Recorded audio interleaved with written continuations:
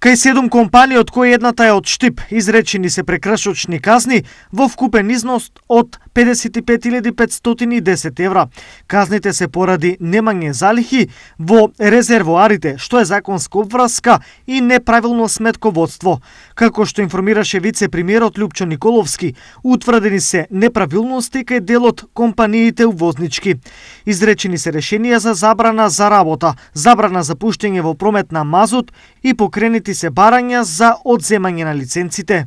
Регулаторната комисија за енергетика отпочна постапка за одземање на лиценци на носителите на лиценца за трговија со нафтени деривати, а пред се на мазут, на големо и тоа на РКМ Доел Скопје, Супертрейд Доел Увоз Извоз Скопје, Пертинакс Доел Скопје и Лил Ойл ДБ Доел Увоз Извоз Кавадарци поради непоседување на оперативни резерви на мазут.